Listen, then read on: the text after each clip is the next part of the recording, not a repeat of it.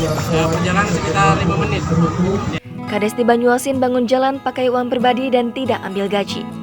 Muhammad Adam, Kades Muara Baru, Kecamatan Makartijaya, Kabupaten Banyuasin, Sumatera Selatan menjadi sorotan publik.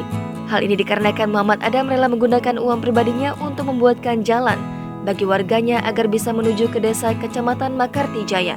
Ia sebenarnya selama ini merasa sangat prihatin dengan keadaan di desanya. Akses jalan belum memadai sehingga tergerak untuk membangun. Jalan yang dibangun ini sepanjang 4 km.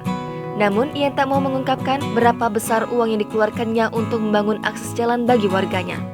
Jalan yang sudah dibuka Adam ini dihadiahkan kepada masyarakat desa Muara Baru karena kepercayaan yang diberikan sehingga dirinya menjadi Kades Muara Baru.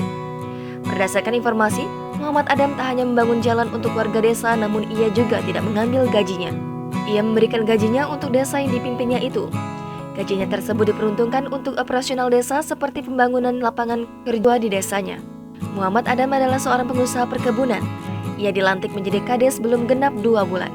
Namun tak banyak yang dapat digali dari sosok Muhammad Adam ini, karena ia lebih memilih untuk tidak pamer ke publik. Dari pantauan yang dilakukan, terlihat jalan sudah dibuka dan kendaraan roda 2 bisa melintas. Karena desa Muara Baru ini berada di pelosok dan wilayah perairan, belum ada kendaraan roda 4 yang lalu lalang di desa ini. Bupati Banyuasin, Askolani juga mengapresiasi apa yang dilakukan Muhammad Adam. Ia menuturkan apa yang dilakukan Kades Muara Baru Muhammad Adam bisa menjadi contoh bagi Kades lainnya untuk membangun desa masing-masing. Pembangunan tidak harus menggunakan dana APBD dan juga dana desa. Jangan lupa subscribe, share, komen, dan like ya!